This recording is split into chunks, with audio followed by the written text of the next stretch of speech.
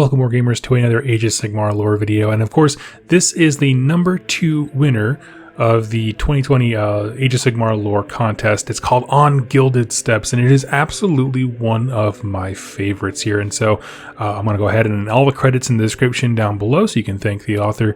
This is, quite frankly, my favorite story of the ones that were entered, and so let's jump into it.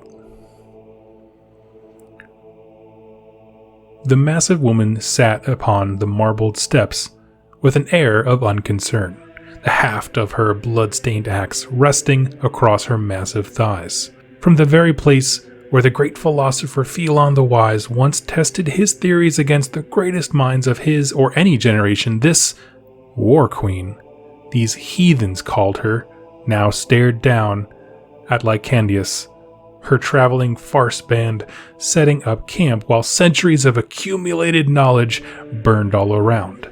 Athoi had fallen, and all of Hysh would be less luminous because of it. Lycandius tried to keep his attention on the War Queen, but the horrors of the strangeness of her tribe kept catching bits of his attention. A pack of women with spiked hair, up in an endless array of bright colors, were feeding scraps of meat to giant wolves at the base of the stairs. Off to Lycandius' right, a pair of cloaked witches kneeled in quiet prayer before a symbol he did not recognize. At the top of these sacred steps, the strangest of all, 3 women, who until just recently were swinging swords as long as their bodies, were now braiding the long hair of a Gargantus. That's right, a Gargantus.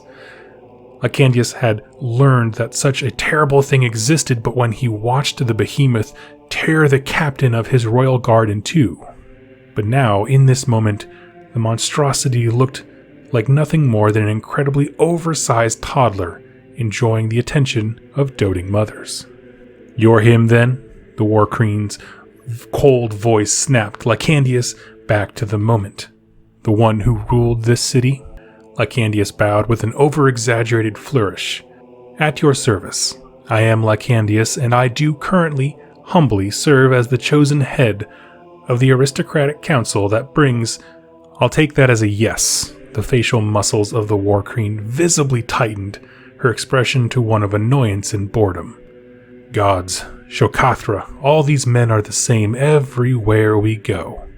One of the women busy braiding the monster's long mane barked a quick laugh. "Aye, always the same. Never can just answer a question. Always talk the same. They always lose the same. Their piles of useless words burn just the same." A wordless scream of unimaginable suffering rose suddenly from a nearby street and then violently stopped, flooding the plaza with a grim silence that the War Queen let linger for a moment. "And they die just the same." Lycandius tugged at the end of his long beard. "I, for one, would much rather die than live in a world where the wisdom held within the walls of this great city no longer existed. You have taken more from the future of mankind than you will ever know, barbarian." The War Queen leaned back upon the marble steps and smiled. "Anka. My name is Anka, and I plan on taking so much more from the future of mankind than you can imagine." "So this is some foolish crusade for you? Philop the Wise's perfect philosophy of government is what drives you to destroy Athoi and all it stands for? Is that why you choose to greet me here?" The burly redhead shrugged, a sheepish smile across her face. "This is where he spouted that nonsense, then? I wonder what he'd think if he were here now." A well of bravery built up in Lycandius's as he thought of the memory of the man who brought so much good into this world. "He'd think you were a fool." "Probably. I always preferred the words of Churlon to Philop's anyways. That was a smart man if there ever was one. Things that make you soft end up killing you." The War Queen gestured at the high walls of resplendent marble surrounding the city, the only portion of the Philopolis completely untouched by the ravages of the barbarian invasion. Pretty hard to argue against that point right now, isn't it? Lycandius stared sadly at the glimmering fortifications that had kept the great minds and deep thoughts of this sanctuary safe for so many sanctuaries. "How did you do it? How'd you convince my men to open the gates and just let you in? Sorcery? Promises of power from your false gods? Promises of knowledge to a mind too curious to resist? Perhaps something as simple and base as money, or love, or lust? What was the vice that brought down this shimmering beacon of hope? The barbarian queen looked down at a deep cut running along the length of her forearm. It would eventually turn into a scar forever to remind her of the bravery and skill of the beleaguered defenders of noble Athoy. The fire-haired woman flexed and rotated her hand and wrist to see how the cut itself shifted in response to her movements, as she considered the wisdom of his question. Maybe you are different. Normally by now the leader asks about his people or his family. What can be done to keep them safe? But you just want to know how you got outsmart. Lycandius felt his blood rise into his bearded cheeks. If I thought begging for the lives of my people would stop this horror, I would do so in a heartbeat. But you and I both know it won't make any difference. Your band burns the city, kills everyone of fighting age, and enslaves the women. My daughter is either dead in this invasion or soon will be dead while chafing at the bonds of servitude elsewhere. No good slave has a will like her. My only hope now is to save the future. Anka's eyebrow raised as she exchanged amused looks with the women around her. I guess you have me and mine all figured out then, Philosopher King. The women within earshot laughed, their attention now focused entirely on the debate between the savage and the savant. Even the simple giant seemed to pay attention. Good. Perhaps, like all great minds who spread their own worthy ideas from this very spot, his words and thoughts and wisdom in this moment could also make the world beyond these walls a better place. If he could make them not just hear, but listen, the legacy of fallen Athoy might survive. Stroikos, a city of martial thought and skill, sacked by your armies. Instead of using their brave and strong people to grow an empire, you made them nothing but a mass grave. Thessalonikos, a city of trade and prosperity, utterly removed from the face of this realm. You could have become wealthy and powerful there, but you had chosen instead to build, you chose to burn. Minoas, the city of mysteries and secrets, crushed under your mighty axe. These shells of looted temples now stand silent and abandoned by both gods and men. You could have taken the blessings of the true gods and used it to unite our cities under your rule. Here, Athoy, the best of them all, blessed by wisdom. One last chance to create. One more opportunity to use your might for good instead of ill. Spread the flame of knowledge across this land. You have no need to wander the desert wastes now. You can aspire to do so much more. The War Queen slowly rose to her feet, her bright green eyes focused on her axe. Lycandius sighed in understanding. Kill me then. Silence my wisdom before it takes root in your followers' hearts. Anka's voice was calm, but forceful as she spun her axe handle in her calloused hands. Shakathra, where were you born? The armored knight braiding the giant's hair responded. In the moment of my marriage. In the moment my marriage was arranged to a violent drunkard I barely even knew. Before that, Stroikos. The queen continued, and Vandella, where were you born? The largest of the women feeding the wolves responded while scratching her titanic mount's ears. In the moment where a man of great importance bought me like I was nothing more than cattle. Before that, Thessalonikos. Jerdin, where were you born?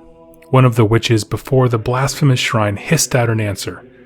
In the moment where a high priest used his authority to bring my sisters and I nothing but pain before the cold eyes of a silent god. Before that, Minoas. With a loud, startling clang, the War Queen dropped her brutish weapon onto the steps between them. Go on then. No. If I am to win today, then it will be with my words and my thoughts. Always the same. I wasn't talking to you, coward. I was talking to her. The second woman at the altar arose and turned. Cold eyes locked on Lycandius. Familiar eyes. A mix of her mother's and his own. Lycandius felt hot tears fall into his beard as he came to understand. A voice that used to fondly call him Papa now spoke, with a very different tone as she grabbed the axe off the steps. My name is Lysine, like the others. I was born into the invisible shackles of a dying philosophy. Before that, Athoy. I love this story. I think it is one of the most incredible tellings of why chaos can seem reasonable, right? That all of these incredible societies were built. They could have been used to create an even bigger empire, of course. But the problem is that those societies, even though they were great and they were the golden ages of whatever thing, they had military orders, they had religion and secrets and that kind of stuff, and philosophy, of course, with Athoi.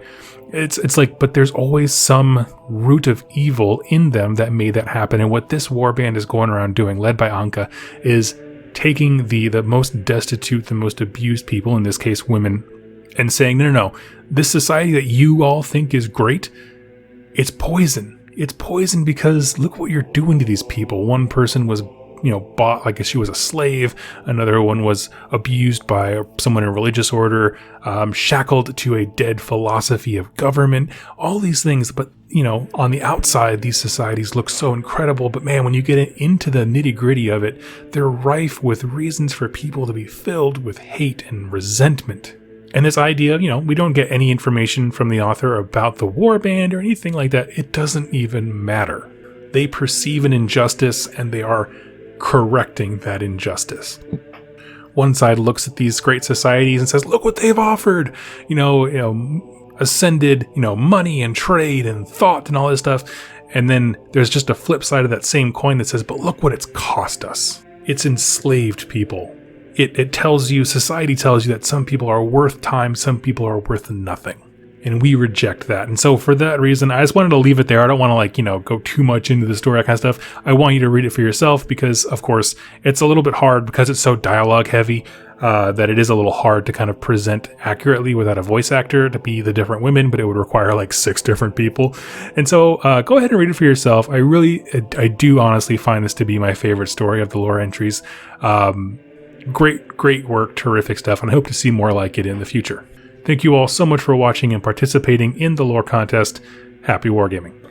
Hey everybody, I hope you enjoyed that video. It was made possible by the folks over here to the left. These are my top supporters over here on YouTube and on Patreon that keep this channel going. If you'd like to learn more about how to become a supporter and get some cool things in the process, like exclusive pictures and interactions with me and get your questions answered here on the channel, go ahead and click any of the links down below or the join button on the community page over on YouTube.